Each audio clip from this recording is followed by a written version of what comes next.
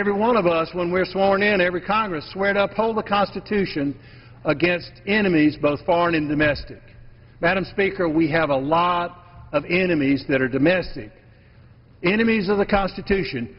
This House is overrun by many domestic enemies of the Constitution. The Senate's full of a bunch of them also. From harmful mandates and Obamacare to job-killing EPA regulations, the federal government continues to reach far beyond our founding fathers' intent.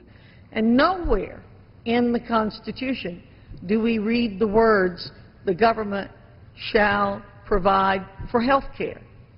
Nowhere. In fact, the words health care are nowhere in the Constitution. That's a great question. The first question I have for you is, if you look in the Constitution, where is it the federal government's role to do that?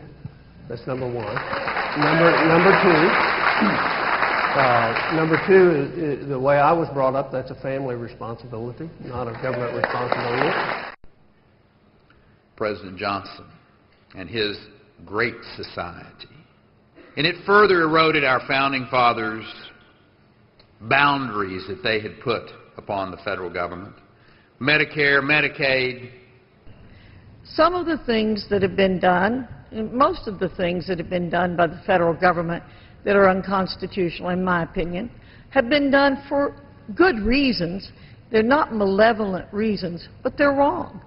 We should not be funding education. Will we end all the unconstitutional federal departments, including the Department of Energy, Education, Agriculture, Commerce, Health and Human Services, Homeland Security, and Labor? The nearly unlimited scope of the federal government contradicts the principles of a limited constitutional government that our founders established to protect us.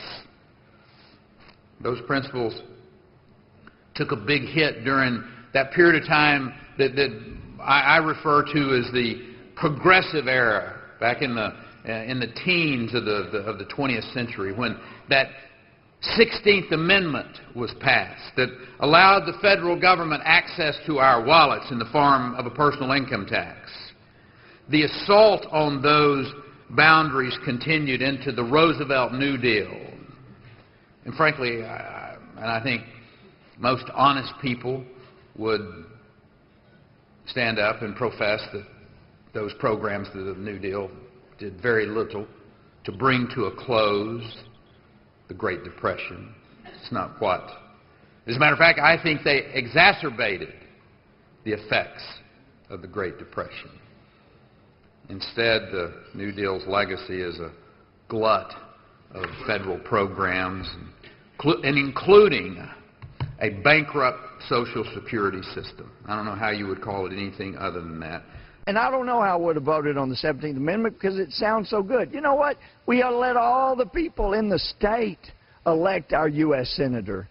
And once that was done, once that amendment was passed, there was no further check on states' rights. As a part of the Tea Party caucus, I am going to be starting classes on a weekly basis for our new members of Congress on the Constitution. And I'm asking experts from around the country to come in every week and teach our constitutional principles.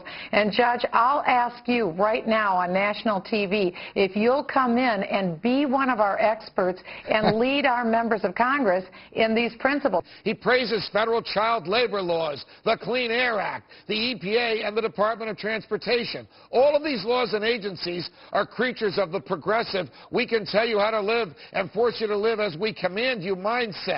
And none of them is even arguably authorized by the Constitution.